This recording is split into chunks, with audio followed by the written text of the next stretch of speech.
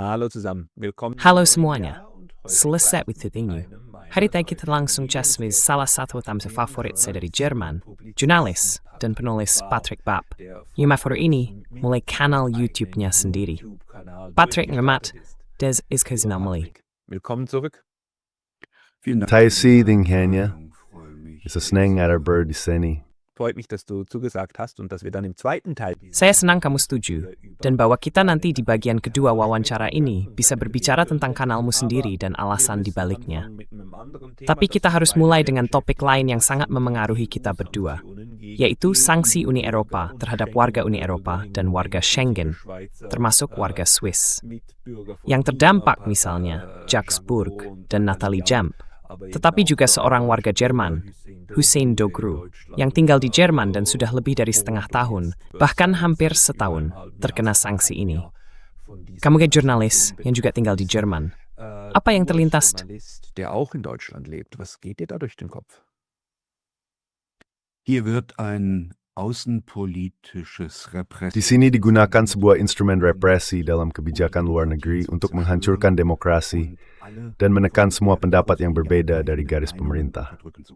Hal ini menunjukkan bahwa di Berlin dan Brussel, yang berkuasa adalah para anti-demokrat dan penghasut perang. Karena ini jelas merupakan senjata dalam perang ekonomi dan politik, yaitu penerapan sanksi. Akibatnya, saya merasa seperti hidup dalam pengasingan di negeri sendiri. Pemerintah yang kita miliki di Berlin ini memiliki ciri-ciri antidemokratis di semua lini. Dan saya bersiap menghadapi kemungkinan penggeledahan rumah, penyadapan telepon, serta peretasan komputer saya. Saya memperkirakan rekening saya akan ditutup, dan rekening serta harta saya akan disita. Saya membahas hal ini dengan para pengacara saya dan mengambil langkah pencegahan. Dan saya juga berusaha menyerukan kepada di setiap warga Republik Federal Jerman untuk melakukan kesana. Raten, dies auch zu tun. Denn es geht nicht um Nathalie Jemp. Und es geht Karena ini bukan tentang Nathalie Jemp dan bukan tentang Jacques Burg. Ini tentang warga negara. Ini tentang intimidasi. Ini tentang memaksakan kepatuhan melalui penanaman rasa takut. Dan ini adalah alat kekuasaan klasik yang bersifat antidemokratis. Selain itu, penggunaan alat semacam itu dan penuntutan hukum terhadap lawan politik merupakan tanda khas dari sebuah kediktatoran. Dan itu berarti bahwa kita sudah tidak lagi hidup dalam demokrasi di Eropa. Kita telah memasuki fase kapitalisme predator yang menaklukkan negara lain dari luar, seperti yang kita lihat sekarang di Venezuela. Sepenuhnya melanggar hukum internasional. Hukum internasional sama sekali tidak lagi diperhitungkan, dan warga negara sendiri dikekang lebih ketat untuk dieksploitasi secara lebih intensif. Das ist der eigentliche Punkt. Und was die europäischen Eliten betrifft, Itulah inti sebenarnya. Dan mengenai para elit Eropa, mereka telah kalah dalam perang di Ukraina. Mereka gagal mempertahankan sistem kapitalis mereka sendiri, tingkat keuntungan di negara-negara Eropa, gagal menghentikan penurunan tingkat keuntungan dengan mencoba menarik Ukraina ke dalam sirkulasi ekonomi mereka. Mereka gagal menghadapi Rusia. Seperti yang terlihat, mereka telah kalah dalam perang. Dan sekarang, warga akan semakin dieksploitasi. Kanselir Merz bahkan telah mengatakannya secara terbuka dalam pidato tahun barunya. Dan itu berarti, jika saya meningkatkan tingkat eksploitasi di tempat kerja, dalam perekonomian, maka juga harus semakin mengendalikan warga.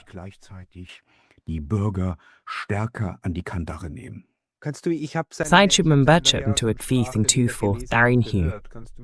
Besasmu wibarispo, amaksud dana.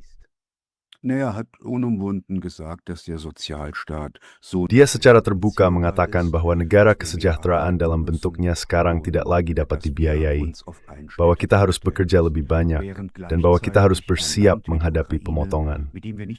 Sementara itu, pada saat yang sama, sebuah negara seperti Ukraina, yang bahkan tidak berada dalam aliansi militer dengan kita, karena Ukraina secara de facto maupun de jure bukan anggota NATO, terus menerima pendanaan dan sebenarnya hanya masih ada karena didukung oleh Barat, terutama oleh Eropa.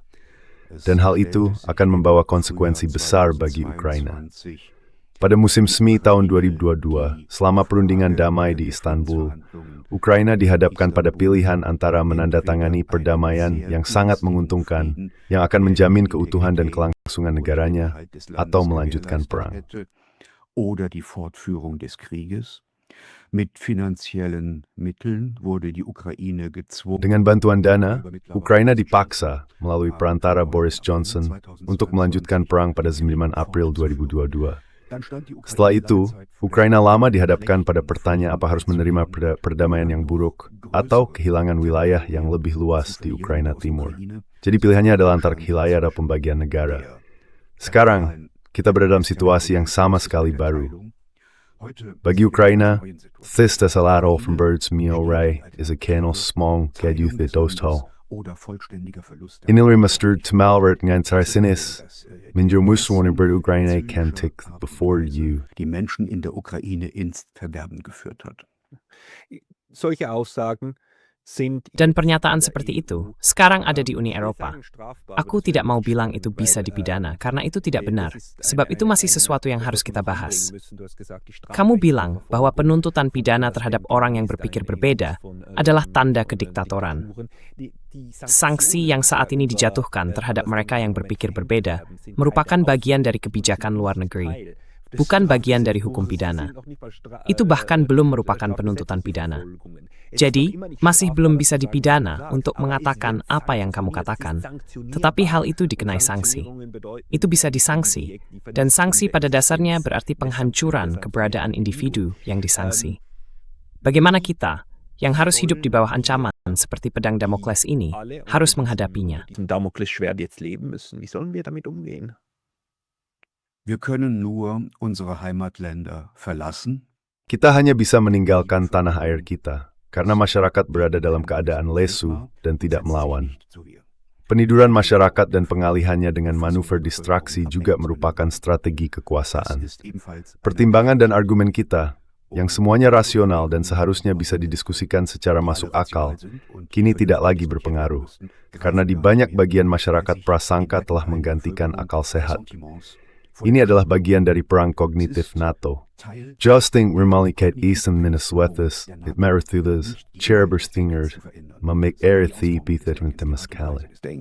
Oder das Denken komplett abzuschalten. Und das macht man dadurch, dass man die Menschen in einen Dan hal itu dilakukan dengan membuat orang-orang berada dalam keadaan ketakutan dan kegelisahan yang terus-menerus. Spektrumnya berkisar dari menumbuhkan ketakutan akan perang hingga rusofobia. Kita harus bersiap menghadapi pengalaman seperti yang dialami kakek nenek kita pada Perang Dunia Pertama dan Kedua, seperti yang dikatakan Sekretaris Jenderal NATO, Rutte.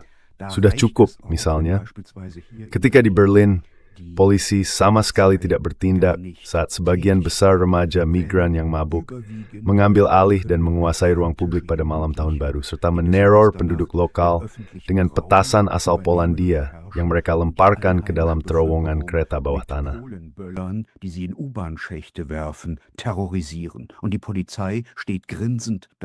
Dan polisi berdiri di samping sambil menyeringai. Itu juga termasuk dalam spektrum ini. Bagaimana menimbulkan rasa takut dan teror di masyarakat, dan bagaimana memastikan bahwa orang-orang begitu sibuk dengan kehidupan sehari-hari mereka, sehingga mereka tidak lagi sempat berpikir secara politis. Dan saya katakan ini, saya bukan rasis, saya berteman dengan banyak orang dari Turki atau dari negara lain. Tetapi untuk apa yang saya alami di sini, di Afghanistan suurbray stambach snamen, en stepgem besteg benanen benief. Und jeder Richter hätte dem Schützen Recht gegeben. Aku tentu tidak bisa sepenuhnya memahami pengalamanmu di sini, tapi perasaan bahwa kita saat ini hidup dalam kenyataan baru, di mana kita justru terancam oleh negara kita sendiri, bahwa kita berada di bawah rezim yang sebelumnya tak pernah bisa kubayangkan, yang tiba-tiba saja menimpa kita. Perasaan itu aku juga rasakan. Dan aku hanya bertanya-tanya, apakah kita sebagai masyarakat masih bisa keluar dari situasi ini? Atau apakah kita sudah terlalu jauh terjebak, sehingga harapan bahwa Uni Eropa akan berkata, "Ups, kita sudah melampaui batas. Kita harus berhenti menggunakan kebijakan luar negeri untuk menekan para pembangkang di dalam negeri. Sebenarnya hanyalah ilusi. Apakah kamu masih punya harapan soal itu? Dissidenten anzuwenden. Hast du da irgendwelche Hoffnungen drauf? Zunächst einmal habe ich keine Hoffnung darauf, Pertama-tama, dass die saya tidak memiliki harapan bahwa para birokrat di Berlin dan Brussel bisa begitu saja dihentikan. Mereka tidak akan mau mengerti, karena mereka hidup dari sistem itu, dan karier mereka bergantung pada ketidaksediaan mereka untuk memahami. Sebab siapapun yang ingin menonjol dalam aparat semacam itu, harus menunjukkan kepada atasannya bahwa ia benar-benar mampu bekerja. Jadi semuanya berjalan seperti di Dinas Keamanan Negara Jerman Timur. Beberapa pelapor atau informan tambahan akan dimasukkan begitu saja ke dalam berkas. Apakah itu benar atau tidak? Sama sekali tidak penting. Yang penting hanya berisan pembenaran yang kira-kira masuk akal. Dan begitulah nama-nama akhirnya masuk ke dalam daftar. So kommen dann Namen auf die Liste. Ein Beispiel ist hier ja der Chefredakteur. Salah satu contohnya adalah pemimpin redaksi sekaligus penerbit Weltwoche, Roger Köppel. Jadi, Neue Zürcher Zeitung memulai sebuah kampanye. Katanya, dia mungkin akan menjadi orang berikutnya yang masuk dalam daftar sanksi. Hal itu kemudian disalin dan diangkat oleh banyak media lain. Dengan begitu, terbentuklah iklim opini yang menjalar hingga ke birokrasi di Berlin, Brussel, bahkan Bern. Lalu mereka berkata, itu ide yang sangat bagus, mari kita masukkan dia ke daftar itu. Sekarang Ratu Destir Paris-Senso paling tajam, pelapor Velotrainer, Wigia juga, pengerti paling semangat. Kemana saja kita menghadapi yang besar, Istaf Tembrisi sering bertemu di grup mereka. Itu sempat Hamelin. Sich in ihren Clubs trifft und untereinander verständigt. Sie besuchen dieselben Universitäten. Sie sind Mereka berkuliah di universitas yang sama, menjadi anggota klub golf yang sama, tergabung dalam klub tenis yang sama, mengendarai merek mobil yang sama, dan ada juga klub yang lebih tertutup seperti Rotary atau Lions Club. Di Norddeutscher Rundfunk, tempat saya bekerja selama bertahun-tahun, dulu ada ungkapan dari radio merah ke radio Rotarian. Itu menunjukkan di mana keputusan sebenarnya dalam masyarakat ini dibuat, yaitu di luar lembaga-lembaga demokratis. Di sana, para elit bersekongkol melawan rakyat demi keuntungan mereka sendiri. Kita hidup dalam neo-feodalisme. Neo-feodalisme ini ditandai oleh kenyataan bahwa kalangan penguasa menjauh dari rakyat. Mereka bahkan tidak lagi naik kereta bawah tanah atau semacamnya. Mereka sama sekali tahu bagaimana kehidupan di kota sebenarnya. Die wissen gar nicht, wie es in der Stadt zugeht. Sie leben in einer Mereka hidup di dunia mereka sendiri, seperti Marie Antoinette sebelum revolusi. Ketika rakyat tidak lagi punya roti, mereka disuruh makan kue. Itulah betapa jauhnya orang-orang ini dari kenyataan. Dan mereka tidak akan berhenti, karena ruang cermin dan gelembung mereka sendiri justru menguatkan sikap mereka. Perubahan hanya bisa terjadi jika rakyat benar-benar melawan. Itu berharus sesuai dengan konstitusi, dan menggunakan hak mereka untuk berkumpul secara damai di bawah langit terbuka. Dan pada hari pemilihan, mereka harus belajar mengambil keputusan dengan bijak. Atau dengan kata lain, kartel partai yang berkuasa harus sepenuhnya disingkirkan lewat pemilu. Karena merekalah para pencari keuntungan yang terus melanjutkan permainan, yang juga meraup untung dari perang di Ukraina, yang mengantongi jabatan di Dewan Pengawas, dan memenuhi kantong mereka sendiri. Und die sich die Taschen vollstopfen. Du bist der mir erklärt hat vor einem Jahr oder vor Kamulah orang yang, sekitar 1 atau 1,5 tahun lalu, menjelaskan kepadaku bagaimana bisa terjadi bahwa dalam masyarakat yang liberal dan bebas, muncul lanskap media yang secara perlahan menyesuaikan diri sendiri dan akhirnya bergerak seirama. Waktu itu, kamu menjelaskannya dengan contoh surat kabar Zeit, para jurnalis yang bekerja sebagai pekerja lepas dan bergantung pada pesanan. Dan pesanan itu hanya datang jika mereka menulis sesuai arah tertentu. Dengan begitu, sedikit demi sedikit mereka belajar bagaimana seharusnya menulis. Dan akhirnya, dalam pekerjaan yang bebas, di lingkungan yang bebas, justru muncul keseragaman. Apakah kamu pikir mekanisme yang sama kini juga terjadi di ranah politik yang lebih luas? Bahwa kita di Eropa yang bebas, sedang berlari ke arah jalan satu arah yang totaliter. Karena tunduk pada tekanan birokrasi, karena orang harus bertahan hidup dan akhirnya ikut saja. Jadi pada akhirnya, semua orang kembali arus. Dies ist ein Ini adalah masalah ekonomi jadi pertanyaan sosial psikologis. Kapitalisme merupakan masalah bagi demokrasi. Sebab dalam kapitalisme, tidak ada bagian dari ekonomi yang didemokratisasi. Kita memiliki kepemilikan pribadi atas alat-alat produksi, dan kita memiliki tekanan yang muncul darinya. Ketika alat-alat produksi berada di tangan pribadi, maka ranah yang menentukan kehidupan kita semua, yaitu ranah ekonomi, menjadi tidak demokratis dan berada di tangan pribadi. Ranah itu tidak tunduk pada pemungutan suara atau kendali demokratis. Digitalisasi juga merupakan salah bagi demokrasi. Hal itu dimulai ketika di dunia digital, hanya terlihat apa yang seseorang wujudkan berdasarkan pertimbangannya sendiri dan unggah sesuai dengan kepentingannya sendiri. Und nach eigenen Interessen hochgeladen hat. Alles andere ist in dieser digitalen Welt nicht drin. Wir haben also Segala hal lain tidak mungkin terjadi dalam dunia digital ini. Jadi, dalam digitalitas, kita menghadapi masalah sumber yang tidak lagi tampak sebagai masalah. Uji realitas di lapangan menghilang di balik apa yang bisa kita tangkap di internet. Selain itu, pasar kapitalis juga berubah dalam neoliberalisme. Hanya mereka yang memiliki kemampuan finansial yang bisa mengakses pasar. Pasar bisa dibayangkan seperti pasar sayur. Orang bisa datang ke sana dan membeli sayuran. Dalam dunia digital, pasar ini berubah.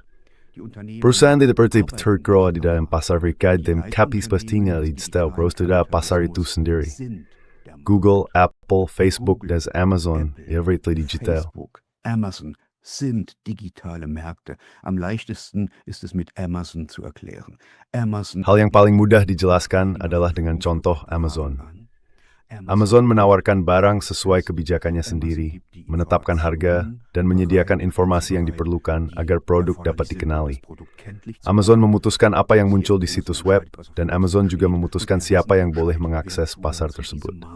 Ini berarti sebagian besar kehidupan sosial kita telah berpindah ke tangan swasta.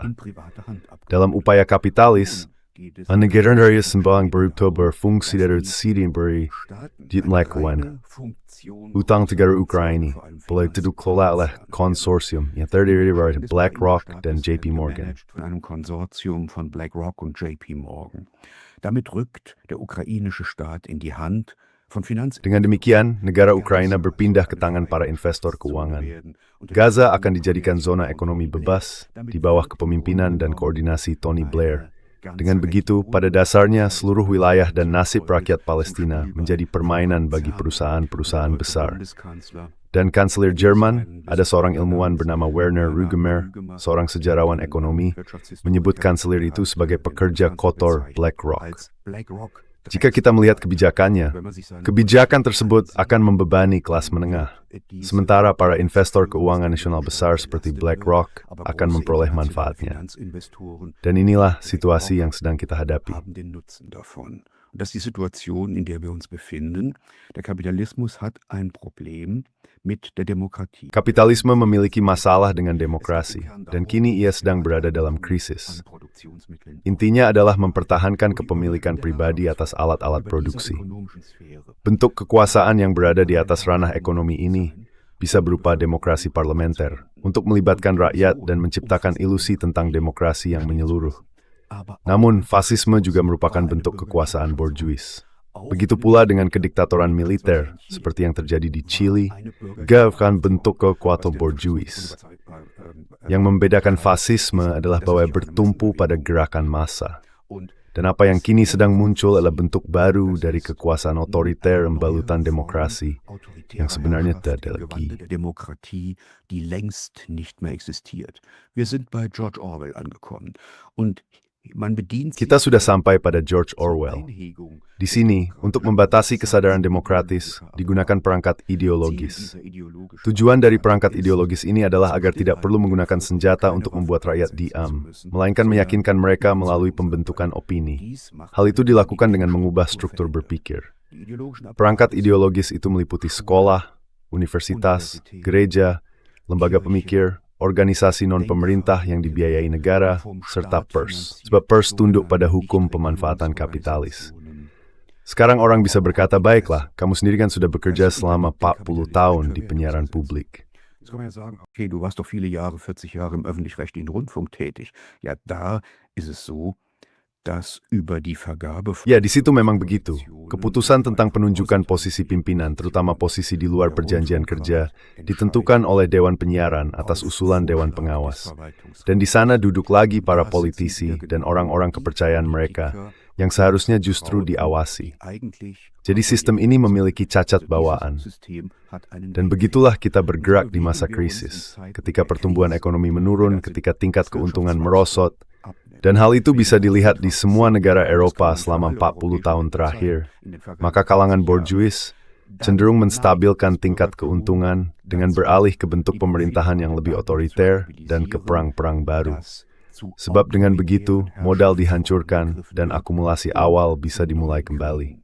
Dan itulah yang kita lihat sekarang di Ukraina.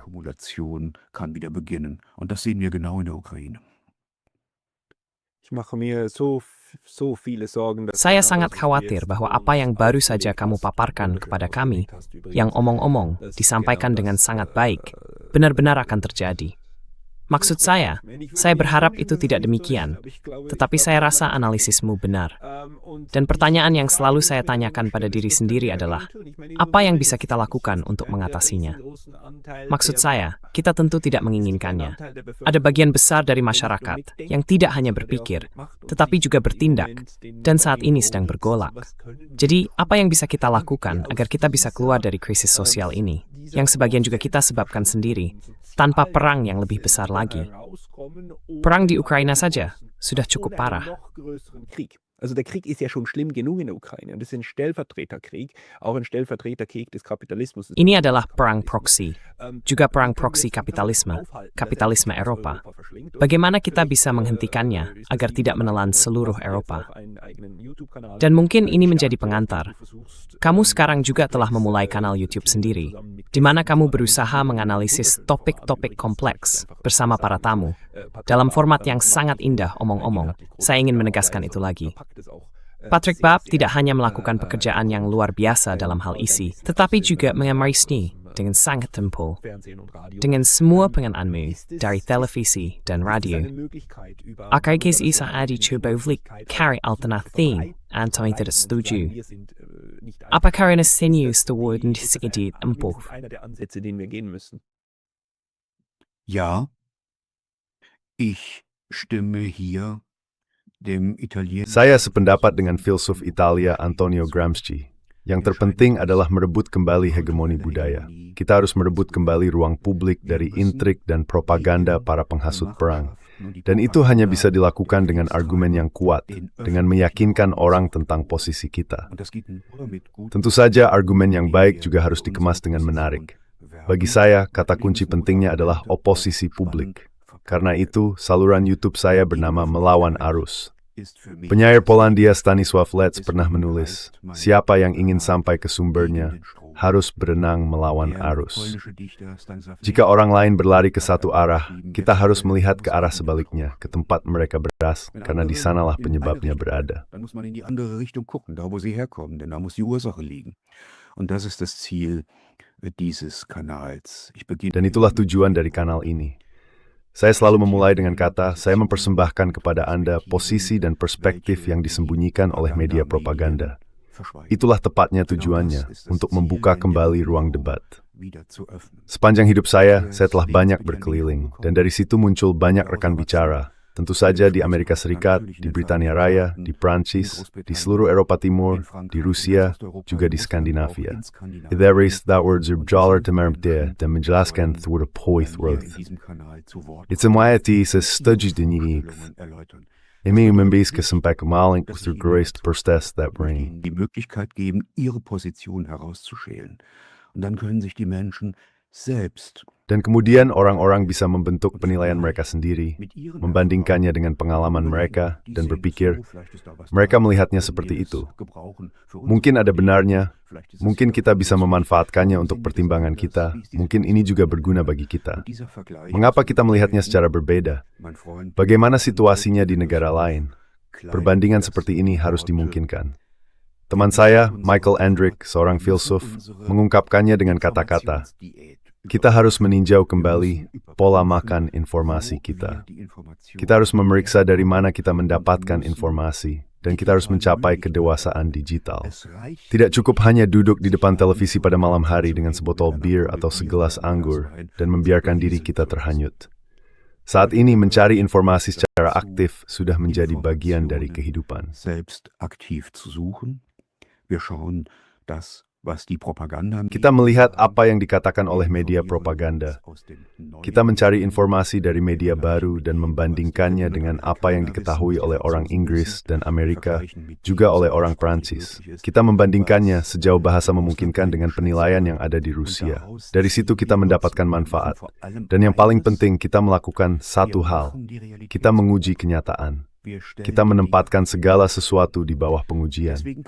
Karena itu, saya bisa mengatakan hari ini bahwa khalayak kritis terutama tumbuh dari kalangan kelas menengah, yaitu mereka yang bekerja dengan tangan sendiri. Saat ini, seseorang bisa berbicara lebih masuk akal dengan seorang tukang daging daripada dengan seorang akademisi, karena para akademisi hidup di dalam gelembung mereka sendiri. Weil die Akademiker in ihrer Blase sitzen. Die anderen müssen einen Betrieb führen. Yang lain harus menjalankan usaha, mereka harus melatih para magang, mereka harus membuat perhitungan, mereka harus memastikan bahwa pelanggan puas dan kualitasnya terjaga. Dan orang-orang ini memiliki hubungan langsung dengan kenyataan yang sangat berbeda dibandingkan mereka yang mencari nafkah dari ideologi, propaganda, dan penyesuaian diri. Itu satu hal. Potensi perlawanan sedang meningkat. Jika seseorang keluar dari kota, potensi itu terbentuk di daerah pedesaan. Potensi perlawanan kini semakin sedikit berasal dari kalangan akademis, lebih kuat di kalangan kelas menengah, pengrajin, dan petani. Dan di Jerman, potensi itu terutama terdapat di wilayah timur, bukan di barat. Karena orang-orang di timur berkata, kecenderungan menuju kediktatoran ini, semua itu sudah pernah kami alami. Das haben wir alles schon mal erlebt. Das brauchen wir nicht nochmal.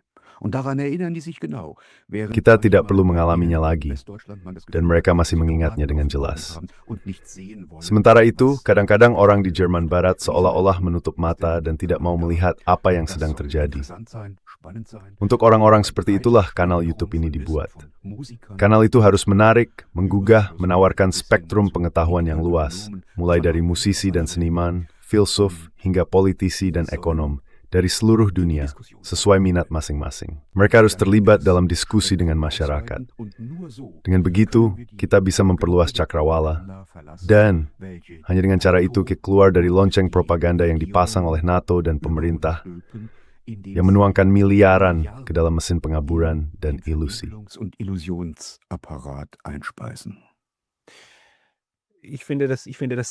Saya pikir itu sangat baik. Saya juga menganggapnya sangat penting. Itu adalah salah satu motivasi yang mendorong saya untuk menampilkannya secara terbuka. Juga untuk menunjukkan betapa banyaknya suara yang ada. Karena salah satu masalah yang kita hadapi di media arus utama adalah kita selalu melihat wajah-wajah yang sama. Itu omong-omong juga merupakan masalah yang sebagian kita temui di media daring.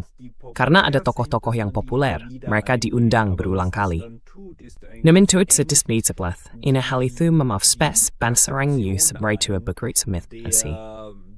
Der Leute, die eigentlich auch so denken. Also je weiter und je mehr Leute wir einladen, umso mehr sie. Jadi, semakin jauh dan semakin banyak orang yang kita undang, semakin terlihat sebenarnya betapa besar kelompok ini.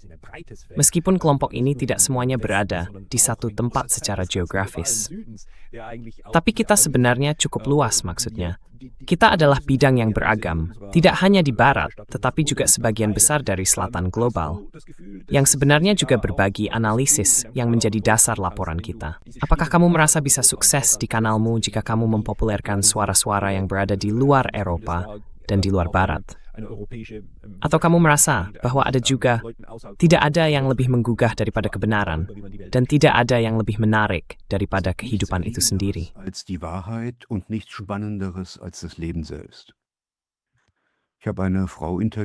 Saya mewawancarai seorang puan, Olga Peterson, pernah mengelabui anggota parlemen kota Hamburg dari AfD dan harus melarikan diri ke Rusia karena Anpirming Keturiki. weil man die Kinder wegnehmen wollte.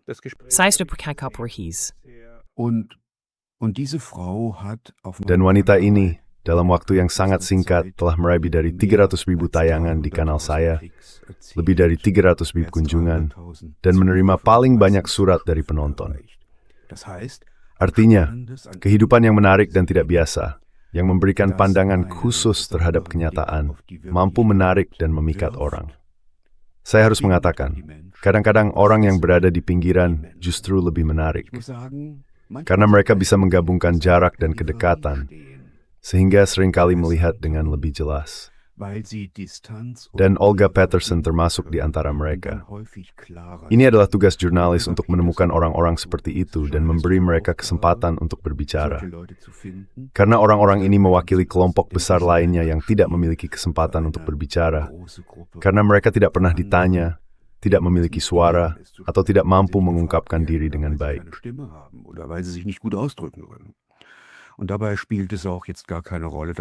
Dan dalam hal ini, tidak ada artinya juga bahwa Olga Peterson telah melarikan diri ke Rusia. Saya juga tidak menyebarkan narasi Kremlin, meskipun saya sering dituduh demikian. Jika Kremlin mengambil dan membagikan pemikiran saya, itu bukan urusan saya. Saya bekerja sepenuhnya secara independen di sini, dan tentu saja juga berbicara dengan Lord Skidelsky, seorang anggota House of Lords Inggris. Saya berbicara dengan jurnalis dan tamu dari Amerika, dan tentu saja juga dengan orang Prancis. Itu sudah jelas. Berbagai sudut pandang ini menarik. Tentu saja di kanal saya, seseorang harus meluangkan waktu untuk mendengarkan orang lain. Itu tidak bisa dilakukan dengan sekadar menonton sebentar lalu pergi, karena saya ingin memberi orang kesempatan untuk mengutarakan pemikiran mereka secara utuh. Dan itu berarti kita harus berusaha dan mau mendengarkan. Der Erfolg gibt mir recht, ich habe Tausende von Zuschriften. Keberhasilan membuktikan bahwa saya benar. Saya telah menerima ribuan surat sejak saya melakukan penelitian langsung di Ukraina Barat, tetapi juga di wilayah perang Donbas, di pihak pasukan Rusia. Dan hal itu menunjukkan banyak orang tidak berani berbicara, tetapi mereka senang ketika ada yang melakukannya. Mereka memberi saya semangat dan kekuatan. Dalam beberapa tahun terakhir, saya juga sangat membutuhkan dukungan itu. Dan untuk itu saya ingin mengucapkan terima kasih yang tulus kepada semua yang mendengarkan. Namun saya juga harus berusaha. Kita harus bisa menjangkau banyak orang. Jika kita dapat menjangkau 1/5, 1/4, atau bahkan 1/3 dari masyarakat, disitulah untuk memahami, merenungkan, dan sampai pada pemikiran baru.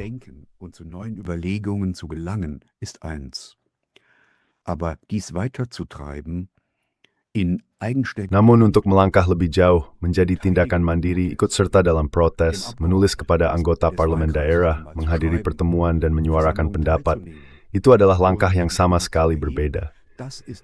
Itulah perubahan, seperti yang akan disebut Hegel, dari kuantitas menjadi kualitas baru. Dan banyak orang belum mengambil langkah ini.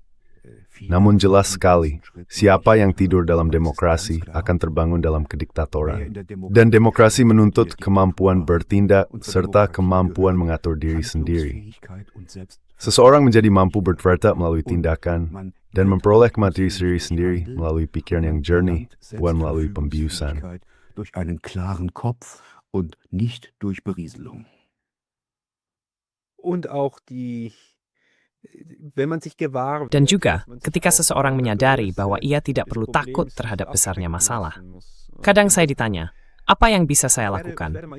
Saya sering menerima email yang bertanya, bagaimana saya bisa berkontribusi? Dan jawabannya selalu sama.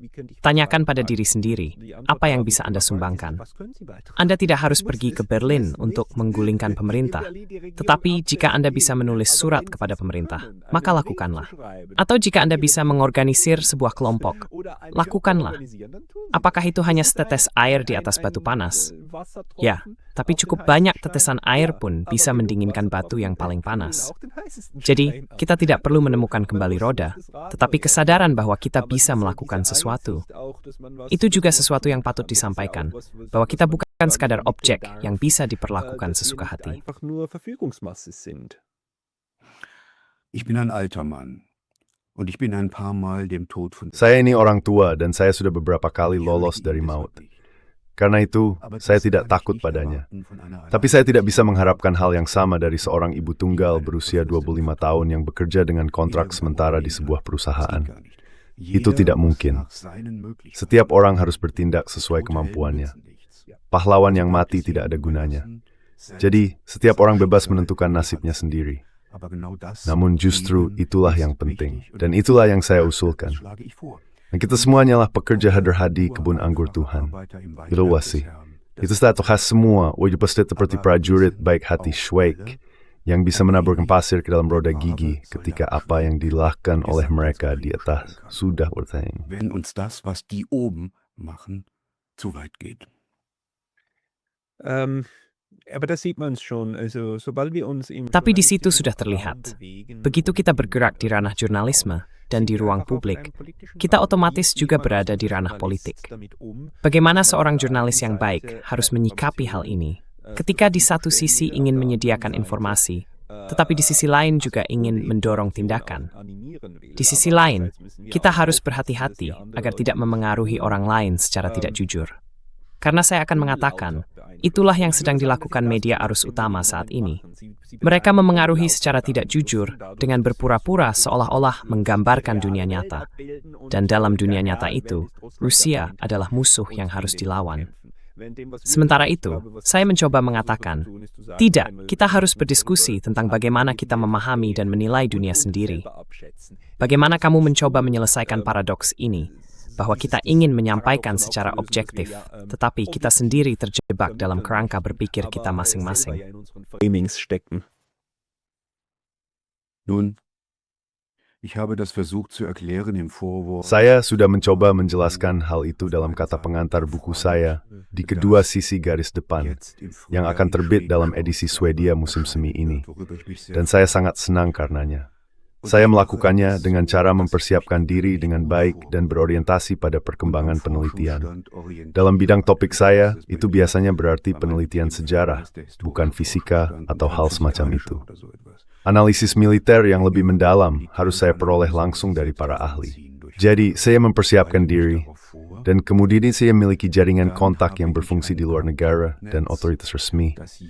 Hal itu tumbuh dari pengalaman pandang kejusa sebagai jurnalis. Das wächst aus einem längeren Journalistenleben natürlich. Man muss die Länder ein wenig kennen, dann hat man in diesen Ländern. Kita harus mengenal negara-negara itu sedikit, lalu di sana kita punya orang yang bisa dihubungi. Dan dengan begitu, kita diteruskan dari satu orang ke orang berikutnya.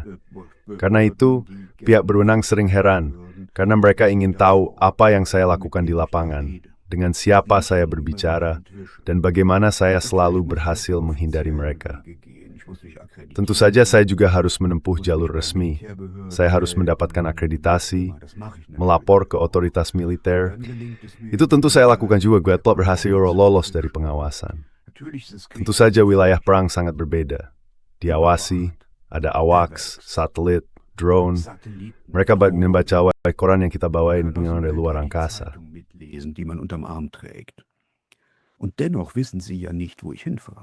Namun tetap saja, mereka tidak tahu kemana saya pergi dan bagaimana saya bisa sampai berbicara dengan orang-orang tertentu, dari mana saya mengenal mereka, dan tentu saja, saya tidak akan memberitahukannya kepada mereka. Saya selalu akan berkata jika ditanya, itu hanya kebetulan. Saya pergi ke sebuah kafe, dan kebetulan dia berdiri di sebelah saya. Tentu saja, sebenarnya tidak begitu. Dalam kebanyakan kasus, semuanya sudah dipersiapkan dengan baik. Dan saya juga sadar, seperti yang kamu singgung, pandangan seorang reporter tidak terlalu jauh. Hanya sampai dinding rumah berikutnya, apa yang ada di baliknya tidak terlihat. Jadi kita harus berkeliling atau bertanya kepada seseorang yang pernah ada di sana. Dan semua informasi itu tentu saya kumpulkan dengan alat perekam, rekaman elektronik. Tapi saya menulis siang dan malam. Ich schreibe bei Tag und Nacht. Das ist die alte Methode. Ich mache unglaublich viele Notizen. Itu metode lama. Saya membuat sangat banyak catatan yang kemudian harus saya baca ulang dan pahami lagi. Dan saya terhubung secara global dalam bidang fokus saya dengan para ilmuwan yang bekerja dengan baik seperti kamu, dengan orang-orang seperti John Mearsheimer, Jeffrey Sachs, Richard Sakwa, Ian Proud, dan lainnya. Lalu saya bertanya kepada mereka, bagaimana pandangan mereka? Apakah mereka mengalami hal serupa? Atau mungkin ada seseorang yang menceritakan dongeng kepada saya. Dengan cara seperti itulah seseorang berusaha mendekati kebenaran. Dan sebenarnya itulah yang saya harapkan juga dari jurnalisme. Mendekati sesuatu dengan sebisa mungkin tanpa prasangka, tetapi juga dengan mendefinisikan kepentingan secara jelas. Klar zu definieren. Ich will rausfinden, ob. Saya ingin mencari tahu apakah, dan di sini saya melakukan hal berikut. Saya tidak mengikuti ketentuan dari otoritas. Tentu saja saya juga harus mematuhi jam malam atau larangan keluar rumah. Dan tentu saja saya juga akan diinterogasi. Di pihak Rusia, saya telah beberapa kali, bahkan berjam-jam diinterogasi. Tapi saya tidak akan memberitahu Anda semuanya. Saya selalu berusaha mendekati orang-orang, para petani, tentara, pedagang, sopir, dan yang terluka. Berbicara dengan mereka dan menunjukkan menelatak masalah sebenarnya. So bersemam ring memiliki hidup experience bagi imam ekatasi krisis is senaik terbidu diri sendiri dan keluarga mereka. Detail menjadikan banyak hal. Durchzubringen. Und das erklärt viel. Und da erkenne ich. Dan di situ saya menyadari, saya sudah sering bepergian ke Ukraina. Selama 4 tahun terakhir, tidak satu pun dari rekan-rekan saya yang bertanya kepada saya, bagaimana keadaan orang-orang di sana? Apa yang mereka lakukan? Artinya, mereka sama sekali tidak tertarik. Mereka mengikuti narasi propaganda karena itu menguntungkan karier mereka. Sebab jika mereka tidak mengikuti narasi propaganda itu, mereka akan terlibat dalam perdebatan tanpa akhir dengan atasan mereka. Dan seorang pekerja lepas tidak akan sanggup menanggung hal itu, dan keesokan harinya dia tidak akan mendapat tugas lagi. Disitulah letak kesulitannya. Saya berusaha melawannya, dan saya melakukannya dengan biaya sendiri, karena bagi saya jurnalisme bukan sekadar profesi, melainkan cara hidup.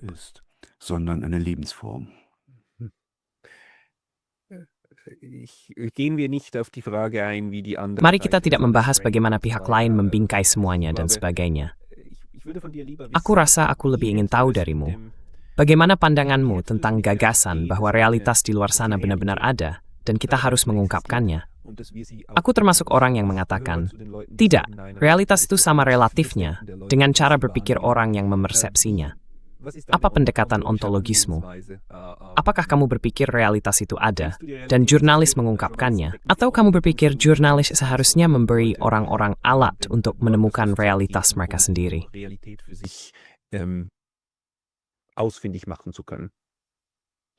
Das ist ja kein Widerspruch. Itu bukanlah sebuah kontradiksi. Saya berpegang pada pemikiran dialektis Hegel dan Marx. Ada realitas di luar kesadaran manusia, tetapi kita juga memengaruhi dan mengubahnya. Melalui kerja yang aktif, kenyataan di sekitar kita berubah. Dan hal itu tentu saja membentuk kita kembali. Namun bahkan tanpa manusia pun akan tetap ada ruang semesta dan realitas. Jadi sejauh itu ada dua kutub yang saling memengaruhi. Dan melalui proses dialektis, sesuatu yang baru pun muncul. Tentu saja sistem keduanya sama penting. Apa daya tahan, bagaimana tetap mengubahnya, dan ke arah mana kita ingin mengubahnya. Dan sanalah bisa membaik dari kita urus. Und welche Richtung wollen wir es verändern? Oder lassen wir uns treiben? Vielleicht noch zum Schluss, Mungkin sebagai penutup, apa rencanamu sampai tahun 2026 di kanalmu? Wawancara yang kamu lakukan, format yang kamu buat, dan apakah kamu juga menuliskannya dalam bentuk tertulis, atau bagimu ini lebih merupakan format yang berfokus pada audio dan visual?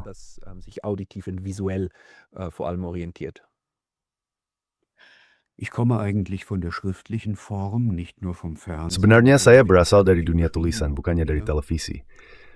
Saya memang selalu banyak menulis, termasuk buku, dan kemudian menyadari bahwa jangkauan, dan dengan itu juga peluang untuk berdialog dengan orang, menjadi lebih luas ketika saya juga memanfaatkan media audiovisual. Namun, saya tidak ingin meninggalkan bentuk tulisan. Tugas utama saat ini adalah menstabilkan kanal, agar lebih mudah mengundang para ahli, yaitu orang yang ahli dalam bidang kehidupannya sendiri, untuk berdiskusi sekaligus menginspirasi masyarakat. Pada saat yang sama, buku dan artikel baru juga harus lahir. Itulah tugas saya saat ini. Das ist im Moment die Aufgabe. Der Schwerpunkt liegt nun darauf, die eigene Publikation. Fokusnya sekarang adalah menghubungkan publikasi sendiri di penerbit, tetapi juga di Substack, yaitu di kanal Substack, dengan Gegen den Strom di YouTube. Sehingga gaya dan bentuk penyajian yang berbeda dapat dimainkan bolak-balik seperti efek pingpong, dan dengan begitu jangkauan dapat diperluas. Saya melihat bahwa Substack banyak dibaca di wilayah Amerika, sementara kanal saya lebih dikenal di ruang publik Jerman, dan saya ingin menghubungkan keduanya. Itu adalah langkah-langkah berikutnya untuk saat ini, dan tentu saja perjalanan lain juga sudah direncanakan. Tahun ini saya kembali menerima banyak undangan untuk diskusi dan ceramah. Beberapa di antaranya sayangnya harus saya tolak karena akan terlalu membebani saya. Karena Patrick Baap adalah Patrick Baap, bukan sebuah mesin. Denn Patrick Baap ist Patrick Baap und kein Apparat. Ich bin keine Firma. Saya bukan sebuah perusahaan. Kita semua hanyalah orang-orang yang berusaha melakukan apa yang bisa kita lakukan, dan juga membuka diri kepada dunia luar. Dan saya merasa kanalmu sangat indah. Jadi sekali lagi, kualitas kerja yang kamu tunjukkan, saya hanya bisa mengucapkan selamat untuk itu. Orang-orang yang ingin mencari kanal tersebut, dalam bahasa Jerman disebut Gegen den Strom, benar kan? Cari saja di YouTube, ketik namanya. Seharusnya tautannya ada di deskripsi video ini. Efemeridsda, silakan cari Google. Sejauh karena live house seperti itu. Apa kita semenit semua orang bisa menemukannya? Gibt es sonst noch einen Ort, an dem dich die Leute finden sollen? Na, die Menschen finden mich auf Facebook. Nadine, orang-orang menemukan saya di Facebook. Mereka juga menemukan saya di saluran Telegram saya. Di sana saya melakukan sesuatu yang tidak bisa dilakukan oleh saluran YouTube. Saya juga mengumumkan acara-acara. Dan terkadang saya membagikan informasi, artikel, tulisan atau video dari kenalan dan teman. Misalnya dari mantan analis CIA, Larry Johnson, yang sulit diakses sehingga orang bisa melihatnya juga di saluran saya. Semua itu tidak berarti bahwa saya selalu sepenuhnya sependapat dengan pandangan tersebut, melainkan hanya sebuah ajakan. Lihatlah, pikirkan, ini menarik, dan temukan pemikiranmu sendiri. Saya banyak belajar dari seorang profesor sastra Jerman, Horst Meixner, yang pernah berkata dalam kuliah, saya mengharapkan Anda semua berpikir sendiri tentang sastra. Dan begitulah seharusnya kita melakukannya.